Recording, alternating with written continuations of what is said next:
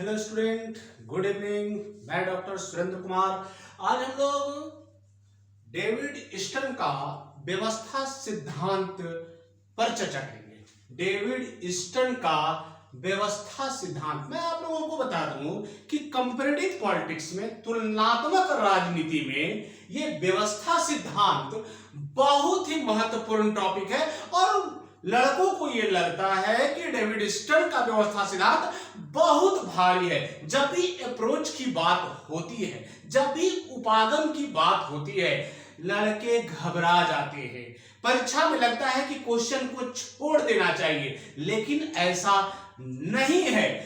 ये प्रश्न जब आते हैं तो आप अगर इसके बारे में बहुत अच्छे ढंग से समझ जाएंगे तो आपको लगेगा कि डेविड ईस्टन का जो व्यवस्था सिद्धांत है बहुत ही आसान है और एक बार अगर आप इसको समझ लेंगे तो जिंदगी भर आपके दिमाग में यह सिस्टम घूमता रहेगा। तो मैं आज आप लोगों को डेविड ईस्टन का व्यवस्था सिद्धांत के बारे में बताता हूं। मैं थोड़ा सा बात आपको और भी बता दूं।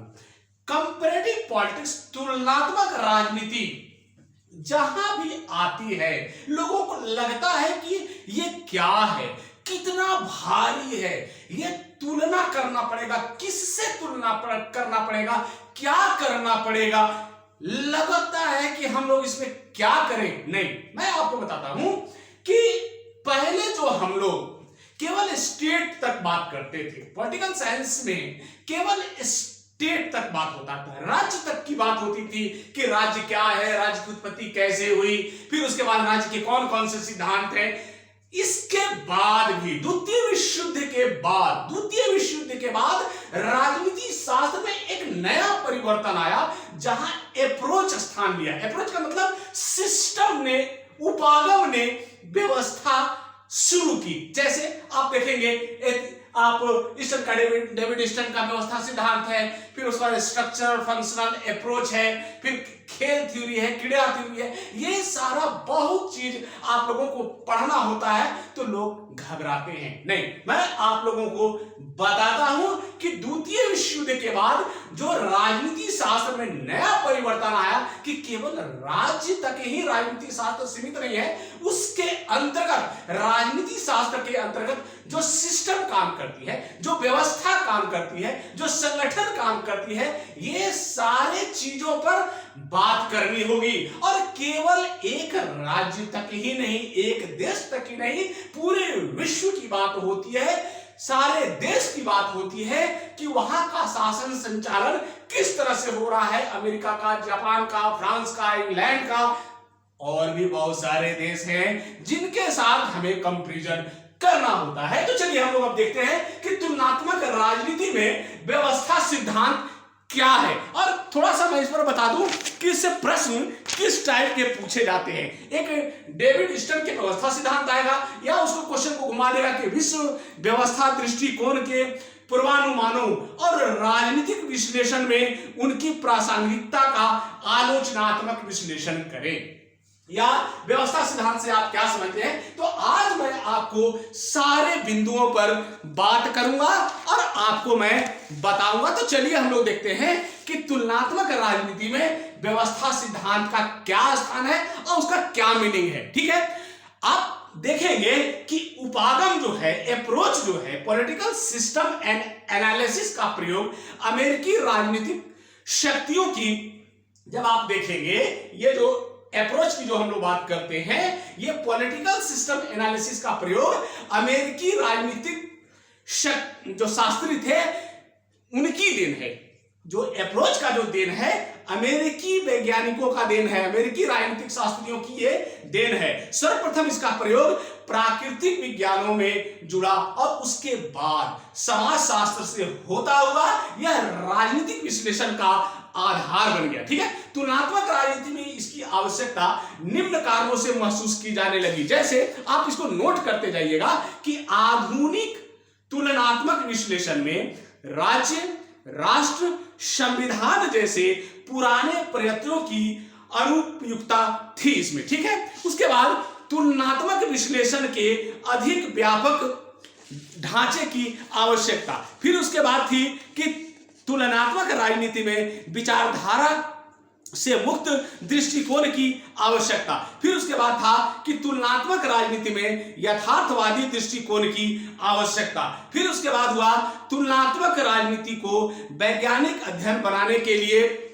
आपको क्या करना पड़ा, इसकी व्यवस्था करनी पड़ी। ठीक है, अब हम लोग देखते हैं कि व्यवस्था क्या है, सिस्टम क्या है। तो व्यवस्था शब्द मैंने आपको तुलनात्मक राजनीति के बारे में अभी बताया। अब हम लोग यहां देखते हैं कि व्यवस्था क्या है, सिस्टम क्या है।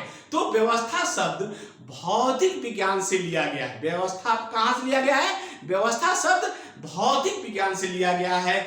और यदि किसी भी स्थान पर हमें संगठन मिलता है जहां से संगठित होने के गुण पाए जाते हैं, जैसे संबंधित, संगठित और संगठन, और उसके सभी अंग एक दूसरे से संबंधित है, तो वहां व्यवस्था मतलब सिस्टम होती है। ठीक है, व्यवस्था के 3 गुण पाए जाते हैं। व्यवस्था में 3 गुण पाए जाते हैं। कौन कौन? पहला व्यापकता, दूसरा अन्योन्याश्रय और तीसरा सीमा। पहला क्या है? व्यवस्था, दूसरा है अन्योन्याश्रय और तीसरा सीमा। अब हम लोग देखते हैं कि व्यवस्था, राजनीतिक व्यवस्था क्या है। अभी तो हम लोगों ने व्यवस्था क्या है उसके बारे में बताया। अब मैं आपको बताता हूं कि राजनीतिक व्यवस्था क्या है। तो समाज स्वयं एक व्यवस्था है। समाज क्या है? एक खुद व्यवस्था है जिसका निर्माण राजनीतिक व्यवस्था के अतिरिक्त अन्य व्यवस्थाओं जैसे आर्थिक, सांस्कृतिक, शैक्षणिक, धार्मिक और जैविक व्यवस्थाओं से होता है। ये सभी व्यवस्थाएं एक दूसरे से प्रभावित रहती है और एक दूसरे को ये प्रभावित करती रहती है। राजनीतिक व्यवस्था अन्य व्यवस्थाओं से अलग नहीं है। ठीक है, अर्थात हम कह सकते हैं कि कोई भी मानवीय संबंधों की संरचना राजनीतिक व्यवस्था बन जाती है यदि उसके अंतर्गत शक्ति, नियम और सत्ता के तत्व दिखाई देने लगे। ठीक है, अब आ जाइए हम लोग देखते हैं कि डेविड स्टर्न का व्यवस्था सिद्धांत क्या है। डेविड स्टर्न ने क्या कहा, सिस्टम के लिए बारे में क्या कहा, व्यवस्था सिद्धांत में क्या कहा। डेविड स्टर्न की पुस्तक द पॉलिटिकल सिस्टम, जब आप देखेंगे डेविड स्टर्न का जो पुस्तक है political system, the political system, जो 1953 ईस्वी में प्रकाशित हुई थी, उस पुस्तक में डेविड स्टर्न ने कहा कि राजनीतिक व्यवस्था अंतःक्रियाओं का एक ऐसा समूह है जिसके अंतर्गत मांगों को निर्गत मतलब आउटपुट में बदला जाता है। ठीक है, इसी सिद्धांत के बाद से डेविड स्टर्न को तुलनात्मक राजनीतिक व्यवस्था की अवधारणा का प्रयोग करने वाले विद्वानों में इनका नाम सर्वोच्च स्थान रखता है और सर्वोच्च स्थान में इनकी गिनती होती है। डेविड स्टर्न का सिद्धांत 2 अर्थों में सामान्य है। कौन कौन से? पहला आप नोट कीजिएगा, स्टर्न इस बात को स्वीकार नहीं करता, डेविड स्टर्न इस बात को स्वीकार नहीं करता है कि राष्ट्रीय और अंतर्राष्ट्रीय समस्याओं के विश्लेषण के लिए अलग अलग सिद्धांत होने चाहिए। उन्होंने कहा कि एक विद्वान के द्वारा दोनों स्तर के समस्याओं का विश्लेषण किया जा सकता है। बहुत बड़ी बात कही उन्होंने। दूसरा कहा स्टर्न का यह मानना, स्टर्न का दूसरी बात यह थी कि राजनीति शास्त्र का मुख्य कार्य उन सामान्य समस्याओं का विश्लेषण करना है जो सभी राजनीतिक तंत्रों में समान रूप से पाई जाती है। ठीक है, अब आ जाइए डेविड स्टर्न का जो व्यवस्था है, डेविड स्टर्न का निवेश निर्गत मॉडल, इनपुट और आउटपुट मॉडल, ये बहुत इंपॉर्टेंट है। मैं इसलिए ये सिस्टम बना दिया हूं। ये स्ट्रक्चर आप लोग अगर एग्जाम में लिखते हैं तो मुझे लगता है कि इसी से सारा आपका उत्तर मिल जाएगा अगर आप इसके बारे में आप लिख देते हैं तो। डेविड स्टर्न का इनपुट आउटपुट एनालिसिस, निवेश निर्गत विश्लेषण आधुनिक उपागमों की एक मौलिक देन माना जाता है। क्या माना जाता है? मौलिक देन माना जाता है। कौन? इनपुट और आउटपुट एनालिसिस। ठीक है, डेविड स्टर्न ने कहा कि संपूर्ण राजनीतिक प्रणाली को उसके पर्यावरण के संदर्भ में देखा जाना चाहिए। किस संदर्भ में देखा जाना चाहिए? पर्यावरण के संदर्भ में देखा जाना चाहिए। डेविड स्टर्न राजनीतिक व्यवस्थाओं को ऐसी प्रक्रिया के रूप में देखता है जिसमें इनपुट को आउटपुट में बदला जाता है। कहां क्या किया जाता है? इनपुट को आउटपुट में बदला जाता है। डिमांड और सपोर्ट को निवेश कहा जाता है। डिमांड और सपोर्ट को निवेश कहा जाता है, मतलब मांग और समर्थनों को क्या कहा जाता है? निवेश कहा जाता है, इनपुट कहा जाता है। ठीक है। प्रत्येक राजनीतिक व्यवस्था के अंतर्गत बहुत सारी आवश्यकताएं एवं अपेक्षाएं मौजूद होती हैं। ठीक है। अतः समाज में नई नई मांगे उठती रहती है जिन्हें राजनीतिक दलों, दबाव समूहों, समाचार पत्रों इत्यादि के द्वारा समर्थन प्राप्त होता है। इन मांगों के फलस्वरूप प्रत्येक राजनीतिक व्यवस्था में आवश्यक निर्णय लिए जाते हैं और नीतियों का निर्माण किया जाता है। इसे ही हम निर्गत आउटपुट कहते हैं। इसे क्या कहते हैं? हम आउटपुट कहते हैं। ठीक है। अब आ जाइए, इनका जो मॉडल है, इनपुट आउटपुट मॉडल जो है डेविड स्टर्न का इनपुट आउटपुट मॉडल है। यहां देखिए, ये पर्यावरण है, ये इन्वायरमेंट है। यहां क्या है? इन्वायरमेंट है, जो स्ट्रक्चर जो बना हुआ है। जैसे राजनीतिक आप देखेंगे इनपुट आउटपुट मॉडल, निवेश निर्गत मॉडल। अब इसमें आप देखेंगे राजनीतिक व्यवस्था, पॉलिटिकल सिस्टम। इसको इसने क्या किया?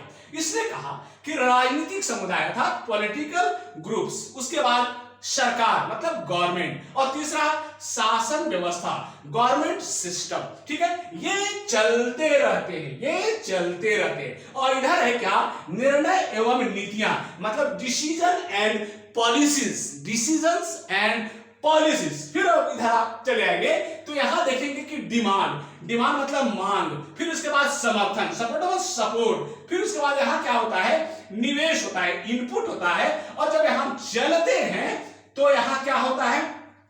पुनर्निवेश मतलब फीडबैक होता है। और उसके बाद यहां पर्यावरण, फिर इन्वायरमेंट, और तब जाकर निर्गत मतलब आउटपुट होता है। ठीक है। और ये जो प्रक्रिया, परिवर्तन प्रक्रिया, ये चलती रहती है। यही सिस्टम है, यही आपका डेविड स्टर्न का व्यवस्था सिद्धांत है। इसलिए इसको आप लोग जरूर नोट कर लेंगे। ये सिस्टम को यहां से यहां तक आप लोग जरूर परीक्षा में बनाएंगे, ताकि एग्जामिनर इसको बहुत अच्छे से ढंग से समझ जाए। ठीक है। डेविड स्टर्न ने राजनीतिक व्यवस्था में उठने वाली विभिन्न मांगों को इस प्रकार देखता है।